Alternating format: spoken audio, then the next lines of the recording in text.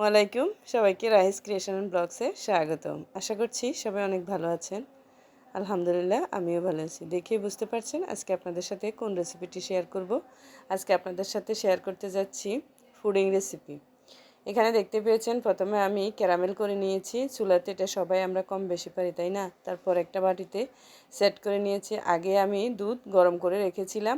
তারপর এটা যখন ঠান্ডা হয়েছে এ পর্যায়ে আমি দিয়ে দিচ্ছি এখানে কিছুটা গুঁড়ো দুধ, অর্থাৎ যাতে আমি কিন্তু এটা গরুর দুধ দিয়ে করছিলাম, সেজন্য এখানে আরও কিছু গুঁড়ো দুধ দিয়ে দুধটাকে আরেকটু ঘন করে নিচ্ছি। আগেও আমি কিন্তু দুধটা ঘন করে নিয়েছি।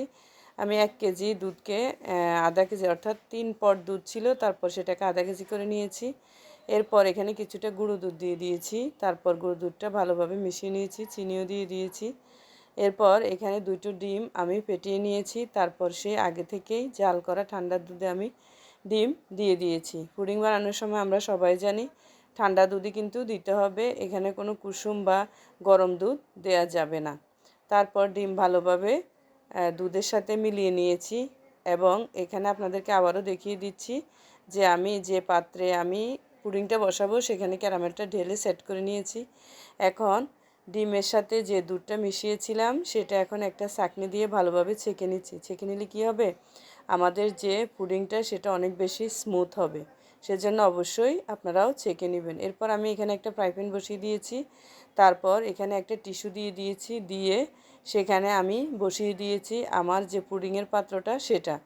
এরপর যাতে পুডিংটা নড়ানড়ি না করে, অর্থাৎ বাটিটা যাতে না নড়ে, সেজন্য আমি এখানে একটা আমাদের যে ফাটা আছে ওইটার যে ফুতা ওইটা দিয়ে দিয়েছি।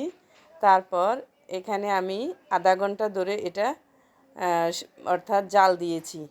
আপনারা অবশ্যই শক্ত কিছু দিবেন যাতে বাটিটা না নড়ে। বাটি যদি নড়ে যায় তাহলে কিন্তু পানি ঢুকে যাবে। তারপর দেখতেই পাচ্ছেন আমার পুডিংটা কিন্তু রেডি। আর পুডিংটা খেতে কিন্তু অনেক বেশি মজা হয়েছে। আমার রেসিপি যদি ভালো লাগে প্লিজ আমার চ্যানেলটা সাবস্ক্রাইব করবেন এবং ফেসবুক থেকে দেখে থাকলে একটা ফলো, লাইক এবং শেয়ার দিয়ে রাখবেন। আপনারা এভাবে পুডিং বানিয়ে খেতে পারেন।